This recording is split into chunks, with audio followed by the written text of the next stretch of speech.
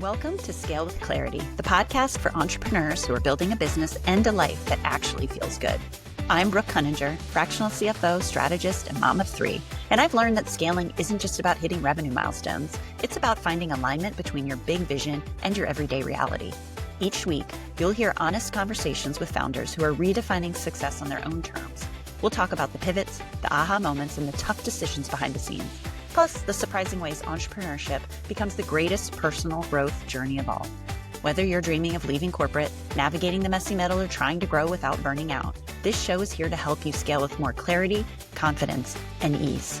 Because building a business should expand you, not deplete you. Let's scale with clarity together.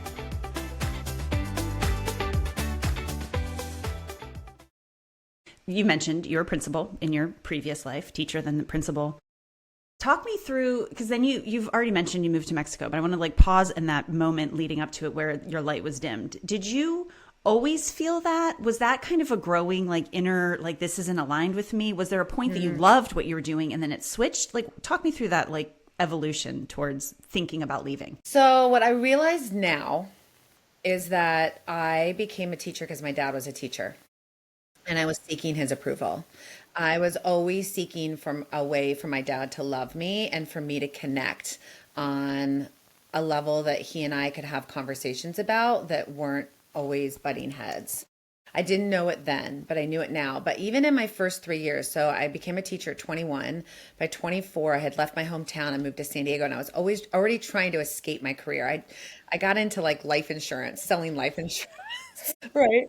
I was in a cubicle for 2 days doing cold calls, and I was like, this is the worst thing ever. I'm like, I'm out. Right. Yeah. I'm out. And I fell back into education, fell back into teaching. But so even then I knew something didn't feel right. I was like, and then I just continued on.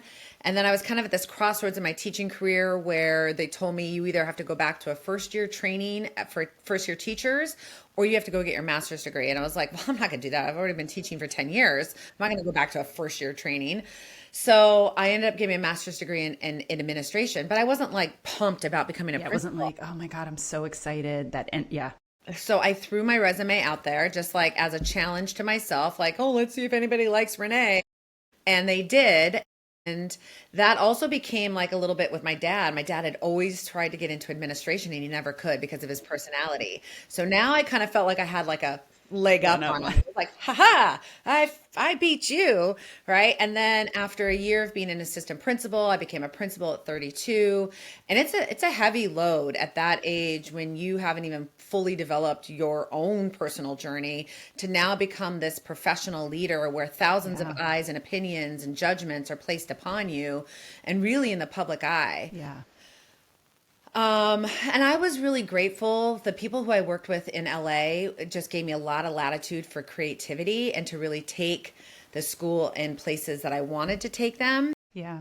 And then when my dad passed away, so I was in my 4th year of administration and my dad passed away, my mom moved to the East Coast and I moved to Chicago, and I took this job in Chicago thinking that we were going to do the same. I was going to have the same latitude as I had as a principal in those years in LA.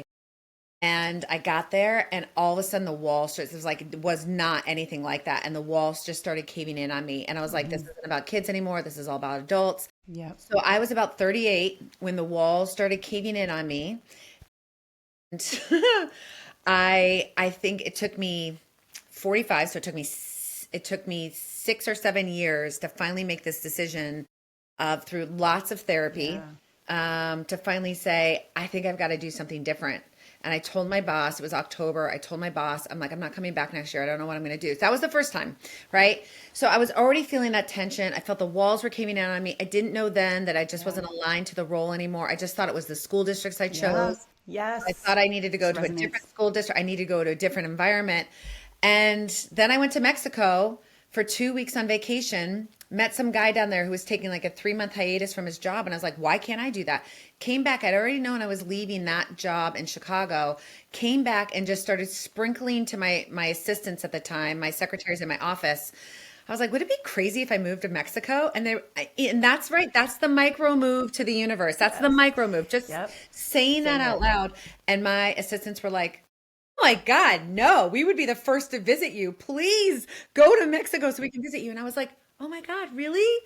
And that was the sprinkle that just started the ball rolling.